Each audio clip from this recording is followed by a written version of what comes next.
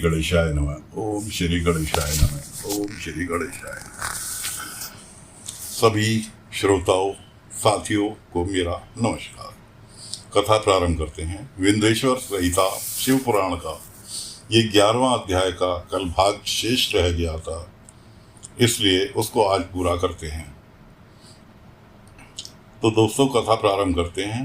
मिट्टी, आटा, गाय के गोबर, फूल, कनेर पुष्प, फल, गुड़, मक्खन, भस्म अथवा अन्य से भी अपनी रुचि अनुसार शिवलिंग बनाकर तदनुसार उसका पूजन करें, अथवा प्रतिदिन 10,000 प्रणव मंत्र का जप करें, अथवा दोनों संध्याओं के समय एक एक सहस्त्र प्रणव का जाप करें। यह क्रम भी शिव पद की प्राप्ति कराने वाला है, ऐसा जानना चाहिए।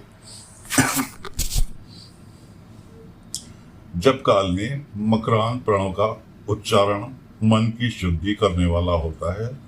समाधि में मानसिक जप का विधान है।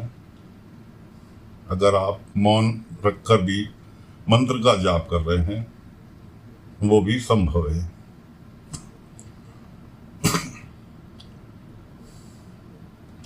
धीमे स्वर में उच्चारण करना कि दूसरा कोई न सुन सके, ऐसा जपों को उपांशु कहते हैं।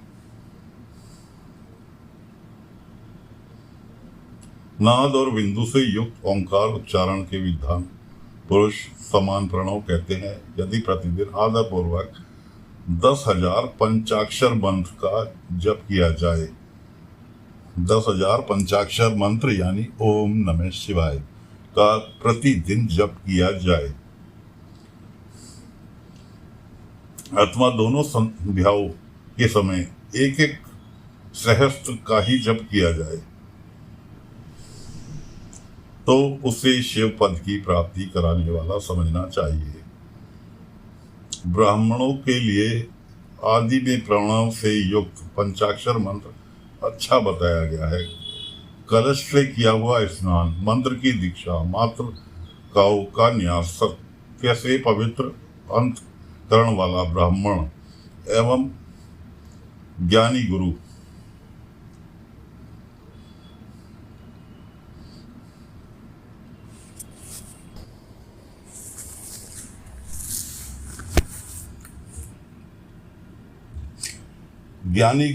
इन सबको उत्तम माना गया है। द्विजों के लिए नमः शिवाय के उच्चारण का विधान है।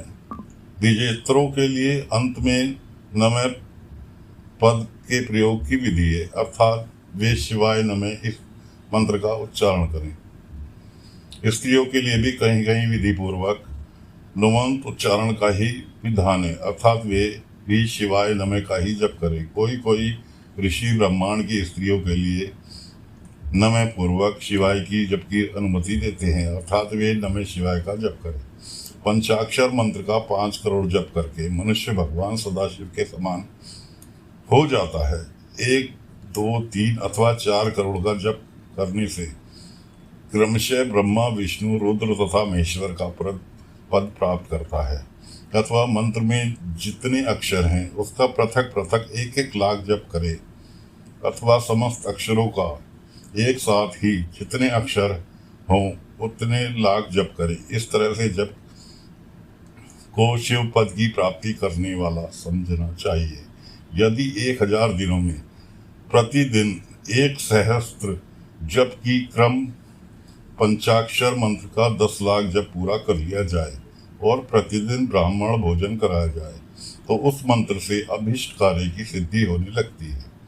यानी आप जो इच्छा मन में रखते हैं उसकी सिद्धि होने लगती है।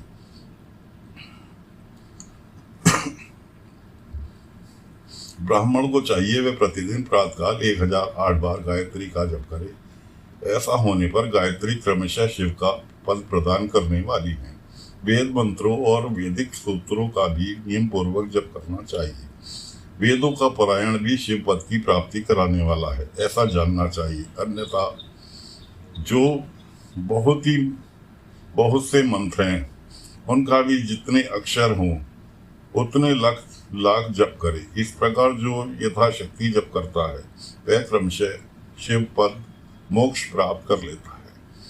अपनी रुचि अनुसार किसी एक मंत्र को अपनाकर मृत्यु प्रयाण तक प्रतिदिन उसका जप करना चाहिए, अथवा ओम इस मंत्र का प्रतिदिन 1 सहस्त्र जप करना चाहिए। ऐसा करने पर भगवान शिव की आज्ञा से संपूर्ण मनोरथों की सिद्धि होती है। जो मनुष्य भगवान शिव के फुलवाड़ी या बगीचे आदि लगाता है, वह शिव की सेवा कार्य के लिए मंदिर में झाड़ने बुहारने आदि की व्यवस्था करता है। वह इससे पुण्य कर्म को करके शिव पद को प्राप्त कर लेता है। भगवान शिव के जो काशी आदि क्षेत्र हैं, उनमें भक्तिपूर्वक नित्य निवास करे, वह जड़ चेतन सभी को भोग मोक्ष देने वाला होता है। अतः विद्वान पुरुष को भगवान शिव के क्षेत्र में आमरण निवास करना चाहिए। पुण्य क्षेत्र में स्थिति बावड़ी, कुआं, पोखरे आदि का शिवगंगा समझना चाहिए। भगवान शिव का ऐसा ही वचन है, जहाँ स्नान दान और जप करके भगवान शिव को प्राप्त कर लेता है, वह मृत्यु प्रयाण तक शिव के क्षेत्र का आश्रय लेकर रहना चाहिए। जो शिव के क्षेत्र में अपने किसी मृत संबंधी का दशा, मासिक श्राद्ध अथवा वार्षिक श्राद्ध करता है, अथवा कभी भी शिव के क्षेत्र में अपने पितरों का पिंड देता है, वह तत्काल सब पापों से मुक्त हो जाता है और अंत में शिव पद प्राप्त करता है। अथवा जिसके क्षेत्र में 7, 5, 3 या एक ही रात निवास कर ले, ऐसा करने से भी क्रमशः शिव पद की प्राप्ति होती है। लोक में अपने वर्ण और गुण अनुरूप सदाचार का पालन करने से मनुष्य शिव पद को प्राप्त कर लेता है। वर्णानुकूल आचरण से तथा भक्ति भाव से वह अपने सत्य कर्म का अतिशय फल पाता है। कामना पूर्वक किए हुए अपने कर्म के अभिष्ट फल को शीघ्र ही पा लेता है। निष्काम भाव से किया हुआ सारा कर्म साक्षात शिव पद की प्राप्ति करने वाला होता है। दिन के 3 विभाग होते हैं, प्रातः, मध्याह्न और सायाह्न, मतलब सुबह, दोपहर, शाम। इन तीनों में क्रमशः एक एक प्रकार के कर्म का संपादन किया जाता है। प्रातः काल को शास्त्र विहित नित्य क्रम के अनुसार अनुष्ठान का समय जानना चाहिए। मध्यकाल कर्म के लिए उपयोगी है तथा सायंकाल शांति कर्म के उपयुक्त है, ऐसा जानना चाहिए। इसी प्रकार रात्रि में भी समय का विभाजन किया गया है। रात के 4 प्रहरों में से जो बीच के 2 प्रहर होते हैं, उन्हें निषिद्ध काल कहा गया है। विशेषतः उसी काल की हुई भगवान शिव की पूजा अभिष्ट फल की देने वाली होती है। ऐसा जानकर कर्म करने वाला मनुष्य यशोक्त फल का भागी होता है। विशेष कलयुग में भी कर्म से ही फल की सिद्धि होती है। अपने अपने अधिकार के अनुसार ऊपर कहे गए किसी भी कर्म के द्वारा शिवाराधन करने वाला पुरुष सदाचारी है और पाप से डरता है, तो वह उन कर्मों का पूरा पूरा फल अवश्य प्राप्त कर लेता है। ओम नमः शिवाय, ओम नमः शिवाय। साथियों, विंध्येश्वर संहिता शिव पुराण का ये 11वां अध्याय संपन्न हुआ।